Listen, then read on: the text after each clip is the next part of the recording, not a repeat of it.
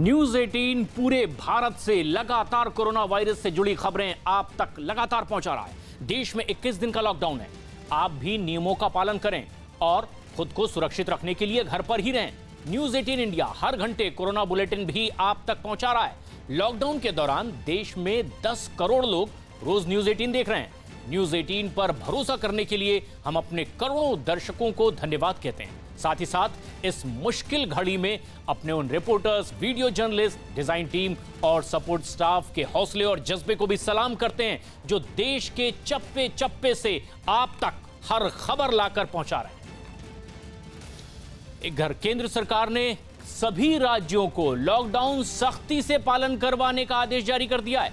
केंद्र ने राज्यों को हाईवे पर आवाजाही रोकने के लिए भी आदेश दिए हैं। साथ ही साथ केंद्र ने कहा है कि राज्य अपनी सीमाओं को सील करें और सिर्फ जरूरी सामान की आवाजाही के लिए इन सीमाओं को खोला जाए। पूरे देश में लॉकडाउन का असर मुंबई में भी दिखा, जहां सब्जियों की कीमतें काफी बढ़ गईं। लॉकडाउन की वजह से जरूरत पड़ने पर ही लोग अपने घरों से बाहर निकल रहे हैं। और यही वजह रही कि मुंबई के दूसरे बाजारों की तरह ही माटुंगा की एक सब्जी मंडी में भी कम ही लोग दिखाई दिए, और जो लोग मंडी में पहुंचे भी वो सब्जियों की कीमतें सुनकर हैरान रह गए। ये लोगों ने इतना भाव बढ़ा के रखा है, उसके वजह से लोगों को पूरा दिक्कत हो रही है। दुकानदारों ने बताया कि मंडी तक सब्जियां नहीं पहुंच पा रही हैं, जिससे उनके दामों में बढ़ोतरी हुई है। सब्जी कम है, थोड़ा कम आ रहा है, माल थोड़ा महंगा है, मिल रहा है। कुछ दुकानदारों ने लोगों के घरों तक सब्जियां पहुंचाने का भी इंतजाम किया। मैं ऑर्डर लिख के ले रहा हूं, उनको डिलीवरी प्रोवाइड कर रहा हूं, घर से बाहर निकलने की कोई जरूरत नहीं है। उत्तर प्रदेश के मुख्यमंत्री योगी आदित्यनाथ ने कोरोना से निपटने के लिए दूसरे प्रदेशों के नियुक्त नोडल अधिकारियों को निर्देश दिए हैं कि कोई भी शख्स भूखा ना रहे और सड़क पर ना सोए। योगी ने बैठक में ये भी निर्देश दिए हैं कि नोडल अधिकारी राज्य के लोगों को लॉकडाउन में वहीं रुकने के लिए कहें जहां वो रह रहे हैं। सीएम योगी के मुताबिक नोडल अधिकारी लोगों से शालीनता से बात करें और उनकी समस्या का समाधान भी करें। अजी वक्त आता है, ऐसा भी वक्त आता है जब कठिन होता है, बहुत मुश्किल होता है, लेकिन इतना कठिन समय। लेकिन ठीक है पाजी, इम्तहान है तो इम्तहान से निकलना भी आना चाहिए। पाजी ये वो लोग हैं जो सड़क पर मौजूद हैं और खाने के लिए इंतज़ार करते हैं। ऐसा नहीं कि खाना नहीं आ रहा, खाना आ रहा है। 1 से 1.5 मीटर दूरी बनाए रखें। और ये वो लोग हैं जिनको बराबर ये कहा जा रहा है कि 1 से 1.5 मीटर की दूरी पे बैठना है। आप देखिए, लोगों ने सीखना तो शुरू किया है पाजी, सीख रहे हैं। हाँ, लड़ना है मैंने कहा है, और लड़ना कैसे है ये लोगों को अब समझ में आने लगा है धीरे धीरे। दूर दूर खड़े होंगे सारे लोग। हाँ जी ठीक है। हाँ जी बताइए। अब आप ये देख रहे हैं कैसी समस्या चल रही है। ना हमारे पास घर है, ना कुछ है, ना कुछ है। कम से कम एक छोटी सी जगह तो हम लोगों को प्रोवाइड करा देते कहीं तक कहीं, यहाँ पे हम रह सकें, खा सके, पी सके। ना धोना हमारा कुछ नहीं। मेरे 2 बच्चे, बताओ मैं कहाँ लेके जाऊँगी। पहले मैं रहती थी हरिनगर घंटाघर, मेरे मायका वहाँ, गाजियाबाद मेरा ससुराल है। पहले तो ससुराल वालों ने कोई मदद नहीं करे हमारी, ना घर वाले कर रही हैं, ना कुछ करे। एक तो वैसी चीज़ आ गई प्रॉब्लम हमारी लाइफ में, तो खाना पीना जैसे जो चल रहा है, जो बांट के जा रहा है, उससे गुजारा कर रहे हैं। जी आप कहाँ से? आगरा से। आगरा से कैसे? आगरा से यहाँ कैसे? काम करते हैं, गुड़गांव में काम करते थे, तो इधर फंस गए हैं, घर नहीं जा पा रहे हैं। ठीक है, तो आप, मैं तो कहूँगा कि आपको जाने की जरूरत नहीं है। क्यों? बिल्कुल मत जाइए, आप यहीं रुकिए। खाना भी है, व्यवस्था भी है सारी। आप जाएंगे तो फंस जाएंगे। मैं आपको बता रहा हूँ, बाहर निकलना मुश्किल है इस समय। इसलिए जो व्यवस्था यहाँ है, आप बड़े शहर में हैं तो आपको व्यवस्थाएं बेहतर मिलेंगी। मैं सर विजेंदर नाम है मेरा। मैं चंडीगढ़ से आया था, तो मेरा ये कहना भी, मैंने चंडीगढ़ वापस जाना था। हाँ। तो कोई प्रशासन ने कोई ऐसी चीज नहीं, जो बाहर से आए हुए लोग वो वापस चले जाएं, अपने घरों को चले जाएं। यहाँ तो बहुत दिक्कत है। देखिए, अभी कुछ राज्यों ने कहा है कि वो वापस पहुँचाएंगे, ठीक है, लेकिन वो स्थिति सामान्य होने तक आपको वेट करना पड़ेगा थोड़ा, क्योंकि ये तरीका नहीं कि आप यहाँ से पैदल चंडीगढ़ चलते हैं। आपकी बात बिल्कुल ठीक है कि यहाँ दूरी बना के रहो, पर क्या बंदा, क्या शौचालय, सरकारी शौचालय में आदमी नहीं जाएगा तो कहाँ जाएगा? बिल्कुल आपकी बात जायज है। लेडीज क्या शौचालय डिवाइडर पे बैठे हैं? लेडीज कहाँ आएंगी? आप बताओ। बिल्कुल शौचालय खुला चाहिए। मैं इसको रोटी खिलाने कैंटीन में ले गया, ये देखो हॉस्पिटल के कागज। ठीक है, मैंने आपकी बात सुनी। BP 160, मैंने आपकी बात कागज नकली है। मैंने आपकी बात सुनी। इस समय कोई नकली, कोई असली नहीं, इंसान असली है बस, और समस्याएं इसके सामने है। सहमत है, दूरी बना के बैठे हैं सर, पर लेडीज मेरी बात सुनिए, तो सुनना चाहिए एनडीएमसी का। मेरी बात सुनिए, ना कागज नकली, कोई चीज नकली असली नहीं। इस समय आदमी की आपको समस्या पता बहुत है, बड़ी आपको एक है चीज़ और मैं उसको बता रही हूँ। उसको एड्रेस करने की नहीं, जरूरत सर है। मैं तो यहाँ 3 महीने बिता दूंगा, पर टॉयलेट तो खोल दो। और ये सबसे बड़ी जरूरत इस वक्त की है कि टॉयलेट्स खोले जाएं और निश्चित तौर से जो लोग सड़क पर हैं उनको ये सुविधा मिल सके। समस्या सबसे बड़ी ये है इस वक्त। गाँव यूपी जा रहे हैं। बेटा बताओ कैसे पहुंच पाओगे इस समय? बाबू जी क्या करें, मजबूरियाँ हैं। नहीं नहीं नहीं नहीं, एक तो दूर दूर खड़े हो, पहले सारे लोग दूर दूर खड़े हो, बीमार पड़ जाओगे बेटा। ये समस्या समझो इस समय सबसे ज्यादा गंभीर समस्या है। यहाँ क्या कहाँ रह रहे थे? यूपी में कानपुर के पास महोबा जिला है। वो तो मुझे मालूम है, लेकिन अभी कहाँ रह रहे थे? यहाँ अभी रह रहे थे गुड़गांव। तो क्यों वहाँ से छोड़ा तुमने? क्या करें, खाना पीना तो सब अवेलेबल हो ही रहा है। नहीं, कुछ खाना पीना भी अवेलेबल नहीं हो रहा था, इस वजह से दूर रहना चाहिए तुम लोग को, इस समय घर पे रहना चाहिए। मेरी बात मानो, कुछ नहीं होने वाला, घबराने से काम नहीं चलेगा। अगर रास्ते में जाओगे तो गड़बड़ होगा। और ये बीमारी इस समय जो है, संक्रमण जो है सबसे गंभीर उसमें दौर पर है। ये तो बात सही है, मोदी जी हमारे लगे हुए हैं इस काम पे। तो कैसे मदद करोगे मोदी जी की, बताओ बेटा? मदद अगर तुम देश की मदद करनी है तो कैसे करोगे? तुम्हें खुद जाना पड़ेगा इस समय। समझ रहे हो ना मेरी बात? बेटा मेरी बात समझो, मैं समझदारी से कह रहा हूँ, तुमसे अनुभव के साथ कह रहा हूँ। पैदल जाओगे, परेशान होगे, घर वालों को परेशान करोगे। रास्ते में कहाँ पहुँचोगे, कहाँ बस तक जाएगी, छोड़ देगी। और अभी तो कोई चल भी नहीं रही है। वगैरह कुछ नहीं मिल रही है। आनंद विहार पे बहुत तगड़ा हुजूम इकट्ठा हो गया है। नहीं, मैं कह रहा हूँ तुमसे नहीं मिल रही है। लाखों की तादाद में लोग गए हैं वहाँ से पैदल पैदल। तो मैं कह रहा हूँ मत जाओ, मत जाओ। लोग मानेंगे नहीं ना, लोग मान ही नहीं रहे। देखो लोग बैग टांग के खड़े हैं कितने। हाँ तो यही तो समझाओगे आप? समझाओ सबको, परेशान हो गए। एक बार अगर वायरस लग गया ना तो बचना नामुमकिन रहेगा। हाँ वो तो एक बार हुआ तो फिर सबको करोगे तुम। और तुम्हारे साथ साथ जितनी भीड़ हो रही है सब फैल जाएंगे उसी में। मेरी बात मानो, घर की तरफ रुख करो। मैं तुम्हारे बड़े भाई होने के नाते पे कह रहा हूँ तुमसे, घर की तरफ रुख करो। ये ठीक नहीं है तरीका। चलो जैसा आप खाम परेशान है, वो सही कह रहे हैं, वो भैया जो है वो सही कह रहे हैं। चलो आप जैसा कह रहे हो वैसा ही करो बेटा। मैं तुमसे हाथ जोड़ रहा हूँ, सबसे हाथ जोड़ रहा हूँ। मैं तुम्हारे बड़े भाई के नाते ही बात कह रहा हूँ कि ये तरीका नहीं है। नमस्ते, कहाँ से आ रहे हैं? मैं घर से आ रहा हूँ। दिल्ली पुलिस। कितने घंटे अब जा रहे हैं जॉब पे? कितने घंटे की जॉब चल रही है आजकल? 2 बजे से मेरी स्टार्ट। 2 बजे से। तो इसे कितनी छुट्टी मिल पाती है बीच बीच में कि नहीं मिल पाती है? नहीं, अब नहीं मिल पाती है। घर वाले सब ठीक है? हाँ, घर में कौन कौन है? मम्मी पापा है, भाई है, वाइफ है, बच्चे हैं। बच्चे छोटे छोटे हैं? थोड़ा सा जब जाते हैं तो कपड़े वपड़े चेंज कर उतार नहीं, देते वो हैं? गाँव भेजे हुए हैं। मैं तो यहाँ खुद अकेला रह रहा हूँ। अकेले रह रहे हैं तो जब जाइए तो अपना कपड़े वपड़े पानी में डाल दीजिए। चेंज करता हूँ, नहाता हूँ, उसके बाद ही करता हूँ। हाँ थोड़ा सा ध्यान रखिए। मास्क आपको अच्छा वाला नहीं मिल पाया क्या? हालांकि मुझे ही नहीं मिल पाया। नहीं, सब खत्म हो रहे हैं जहाँ खत्म हो रहे हैं ना। चलिए, वो उम्मीद है कि आएंगे, जैसे जैसे आएंगे। लोगों की हेल्प करिए, जो सड़क पर है उनको बताइए कि जाने से फ़ायदा नहीं है, कुछ ऐसा करिए। आप लोग तो खैर बहुत अच्छा काम कर रहे हैं। Thank you so much. आप अभी ड्यूटी कहाँ पे लगी आपकी? मेरी कमिश्नर के पास लगी हुई है। कमिश्नर जी के पास लगी। Thank you so much, thank you. बढ़िया। कैसी चल रही है ड्यूटी आपकी? आपका मैं भैया जी कहीं बहुत देखता हूँ। अरे भाई, भैया जी तो ठीक है, लेकिन कैसी चल रही है ड्यूटी व्यूटी इस समय? सर ठीक चल रहा है। अभी इस्लामिक सेंटर लोधी रोड चल रहा है। इस्लामिक सेंटर लोधी रोड पे चल रहे हैं? Yes sir. जी। कहाँ के रहने वाले हैं? सर बिहार दरभंगा। तो यहाँ कौन कौन रहता है? यहाँ पे अंकल जी बीजेपी दफ्तर में, फूफा जी भी बीजेपी दफ्तर में। तो आप तो फिर यहीं पे रहेंगे, अब आप कहीं नहीं जाएंगे। बहुत अच्छा है। और लोगों को बताइए, अपने लोगों को, यस सर, कि वो यहीं रहें। रहने में ही ज़्यादा सही है। सर ये लोग जो जा रहे हैं, इन लोगों का कोई व्यवस्था? मैं ये कह रहा हूँ ना आपसे कि जो व्यवस्था, आप तो सही जगह से हैं, सही जानकारियाँ दीजिए। यहीं रुकिए, अभी मूव नहीं कर सकते। ट्रेनें बंद हैं, बसेस बंद हैं, ट्रांसपोर्टेशन बंद है पूरी तरह से। तो जा रहेंगे और सबको सूचना दीजिए, ये बात बताइए कि रुकने में ही इस समय सही है ना? ड्यूटी जाने टाइम में 10-20 भूखे थे, सबको केला 1-1 दर्जन दिया, खरीद के खाओ भाई, तुम लोग कहीं नहीं जाओ, और वो तो हमारे इधर आओ। हाँ, ये कोई मानने के लिए तैयार होता तो, लेकिन हम लोग वही कर सकते हैं जितना हो सके। नहीं, समझाने की कोशिश करिए, लोगों को समझाइए। नमस्ते नमस्ते नमस्ते। रोज रेहड़ी पटरी वाले हैं, वो क्या करेंगे बताओ? देखिए साहब, ऐसा कोई नहीं है कि जिसके पास एकदम से राशन खत्म हो गया। घबराहट नहीं। मैं क्या कह रहा हूँ, मैं अन्ना नगर में गया सर, मुझे राशन की दुकान पे राशन नहीं मिला, मुझे मना कर दिया। देखिए, राशन मैं क्या खाऊं, मैं 3 दिन से भूखा हूं। मेरी बात सुनिए। राशन, उतनी राशन की जरूरत है उतने ही राशन को जरूरत है। अब लोगों ने क्या किया, एकदम से 20 किलो 25 किलो 50 किलो भरने लगे। ये पैसा वाले उन लोगों ने भर लिया। हाँ, ये गलत है।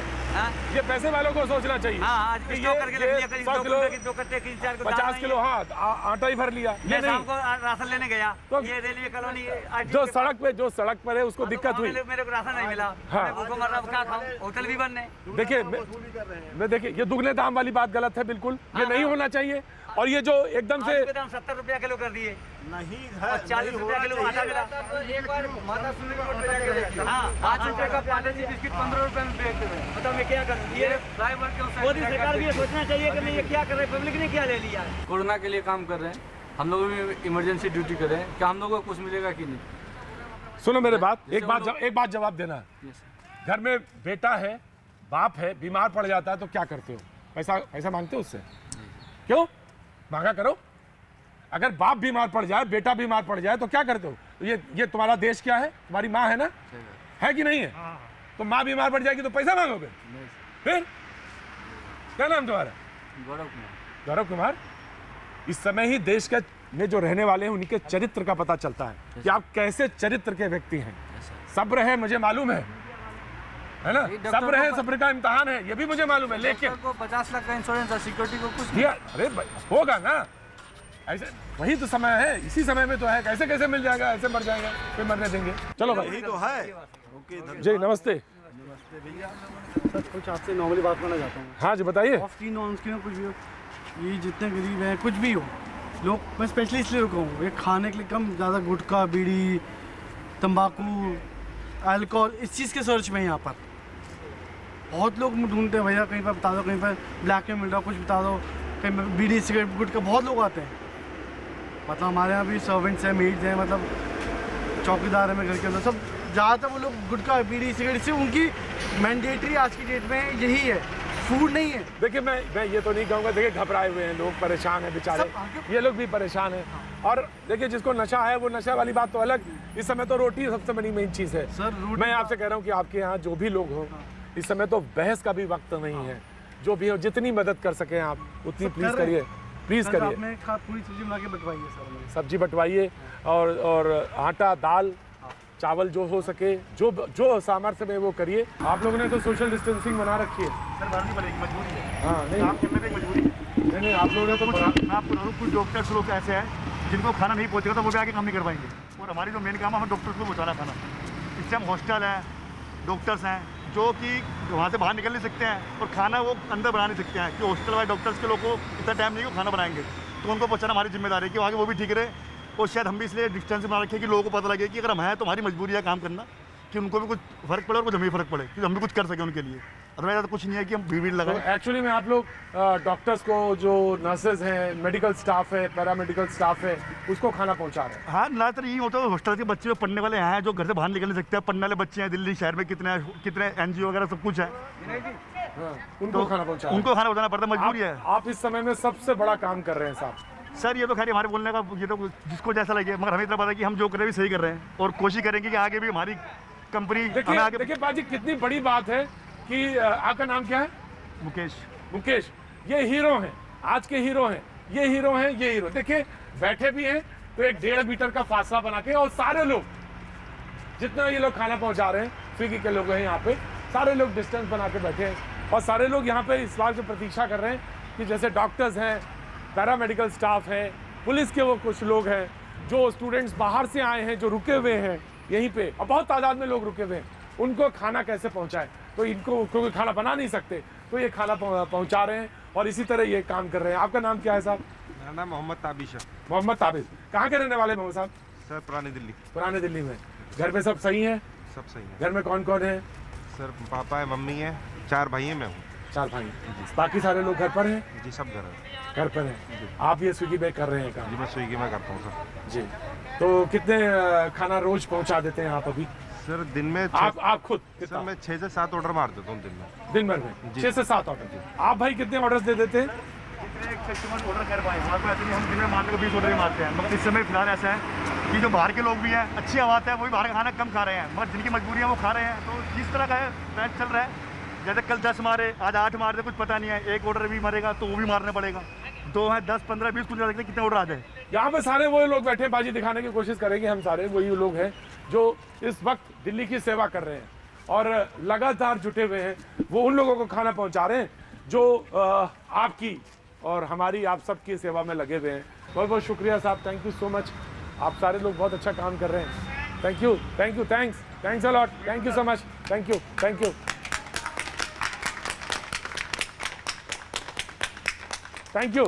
You sir, thank you so much, thank you. Noida में लॉकडाउन के बीच हो रही परेशानियों को देखते हुए नोएडा पुलिस लगातार आगे आकर जरूरतमंदों की मदद करने में जुटी हुई है। नोएडा पुलिस कमिश्नर के आदेश पर आज भी एनजीओ और आम लोगों की मदद से इकट्ठा किए गए चावल, दाल, आटा और दूसरे खाने पीने के सामान को पुलिस ने मोबाइल वैन और मिनी ट्रकों के जरिए नोएडा के अलग अलग इलाकों तक पहुंचाया है। पुलिस ने लोगों को लाइन में खड़ा करके सोशल डिस्टेंसिंग का ध्यान रखते हुए इन सामानों का डिस्ट्रीब्यूशन किया है। 2 ट्रक का सामान लगभग 3000 किलो चावल और आटा लगभग 1500 किलो आटा, तो उस दोनों एरिया में बांटे हैं। और आज शाम को हमारा जो कुलेश्वरा की तरफ और सूरज की तरफ करने का उद्देश्य है। हम वो लोगों को धन्यवाद देना चाहते हैं जो लगातार हम लोग इस कार्य के लिए हम लोगों को जो ड्राई राशन दे रहे हैं, वो पब्लिक को हम लोग धन्यवाद देना चाहते हैं।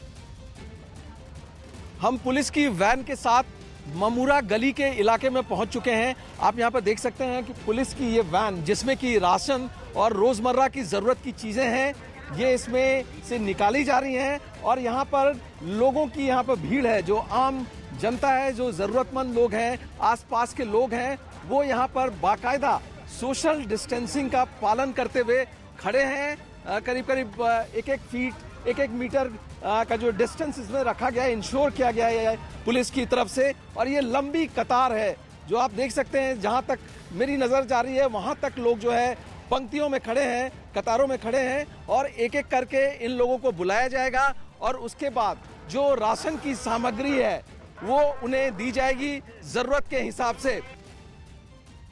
मुंबई में सिद्धिविनायक मंदिर ट्रस्ट की तरफ से ड्यूटी पर तैनात पुलिस वालों को खाना दिया जा रहा है। कोरोना वायरस की वजह से पूरे देश में लॉकडाउन लागू है और इसे लागू कराने की जिम्मेदारी पुलिस वालों पर है, जिसकी वजह से उन्हें दिन रात ड्यूटी करनी पड़ रही है। जिसे देखते हुए सिद्धिविनायक मंदिर ट्रस्ट की तरफ से लॉकडाउन के दौरान ड्यूटी पर तैनात पुलिस वालों को खाना मुहैया कराया जा रहा है, ताकि संकट की इस घड़ी में पुलिस वालों को ड्यूटी करने में किसी तरह की कोई परेशानी न हो। हमारे साथ सिद्धिविनायक ट्रस्ट के कुछ लोग हैं जो 24 घंटे रास्तों पर निगरानी रखने वाले, गाड़ियों पर निगरानी रखने वाले लोगों के लिए फूड पैकेट्स दे रहे हैं। सिद्धिविनायक मंदिर ट्रस्ट से जुड़े लोग रात में भी ड्यूटी पर तैनात पुलिस के जवानों को खाने के पैकेट देते नजर आए। सिर्फ पुलिस ही नहीं बल्कि लॉकडाउन के दौरान दूसरी जरूरी सेवाओं से जुड़े लोगों को भी ट्रस्ट की तरफ से खाने के पैकेट बांटे गए। सिद्धिविनायक मंदिर की ओर से शुरू की गई इस पहल की पुलिस वालों ने जमकर तारीफ की। पूरा 12 घंटा ड्यूटी है, इसलिए खाना ये बहुत बड़ी मदद हुई है। सिद्धिविनायक ट्रस्ट ने जो ये मदद दी है वो बहुत बड़ी मदद है। लॉकडाउन की वजह से समाज के निचले तबके पर सबसे ज्यादा मार पड़ी है। ऐसे में जरूरतमंदों की मदद के लिए दिल्ली पुलिस आगे आई, जो गरीबों के घर में खाने पीने का सामान लेकर पहुंची। दिल्ली के कालकाजी इलाके में पुलिस वालों की एक टीम सड़क के किनारे बनी झोपड़ियों में रहने वालों के पास पहुंची। इस टीम के पास आटा, चावल समेत खाने पीने का सामान था। दिल्ली पुलिस की इस टीम ने झोपड़ी में रहने वालों में सामान बांटा। इस मुहिम में खुद इलाके के एसीपी और एसएचओ शामिल हुए। उत्तर प्रदेश के मुख्यमंत्री योगी आदित्यनाथ ने लखनऊ आगरा एक्सप्रेसवे पर पहुंचकर दिल्ली और नोएडा से घरों को लौट रहे लोगों से मुलाकात की है और उनका हालचाल जाना। लोगों से मुलाकात से पहले मुख्यमंत्री योगी आदित्यनाथ ने अपने हाथों को सैनिटाइज किया और फिर मास्क लगाकर हाईवे से अपने घरों को लौट रहे लोगों से बातचीत की। देश में कोरोना वायरस के हालात के मद्देनजर रक्षा मंत्री राजनाथ सिंह के घर एक उच्च स्तरीय बैठक हुई है। इस बैठक में रक्षा मंत्री के अलावा गृह मंत्री अमित शाह, सूचना एवं प्रसारण मंत्रालय के प्रकाश जावड़ेकर, पेट्रोलियम मंत्री धर्मेंद्र प्रधान समेत कई और मंत्री भी शामिल हुए। इस बैठक में देश में कोरोना वायरस को लेकर मौजूदा हालात और उससे निपटने को लेकर चर्चा की गई है। और ये एक बेहद अहम बैठक भी मानी जा रही है। ऐसे में जबकि गृह मंत्रालय के अधिकारी भी इसमें मौजूद थे, गृह मंत्री खुद मौजूद थे, रक्षा मंत्री मौजूद थे, पेट्रोलियम मंत्री इसमें मौजूद रहे हैं, लेकिन कोरोना वायरस से निपटने के लिए किस तरह से एकीकृत रूप से देश में कदम उठाए जाएं, इसके लिए ये बेहद अहम बैठक है। इससे पहले भी अलग अलग मंत्रालयों की ओर से गाइडलाइन जारी की गई थी, जिसमें गृह मंत्रालय भी था, स्वास्थ्य विभाग भी थे, लेकिन एक बार फिर से तमाम मंत्रालयों के अधिकारी और मंत्रियों ने एक साथ बैठकर ये बेहद अहम बैठक की है और कोरोना वायरस को लेकर के एहतियात के तौर पर कौन से और ऐसे कदम उठाए जा सकते हैं जो तत्काल लोगों को राहत पहुंचाने वाले होंगे, इसे लेकर के भी अहम फैसले इस बेहद अहम बैठक में की गई है। ये बैठक की तस्वीरें आप देख रहे हैं इस वक्त। खुद गृह मंत्री अमित शाह इसमें मौजूद हैं, गृह राज्य मंत्री मौजूद हैं, रक्षा मंत्री मौजूद हैं और दूसरे तमाम मंत्रालय से जुड़े अधिकारी और मंत्रीगण भी इस बैठक में मौजूद रहे।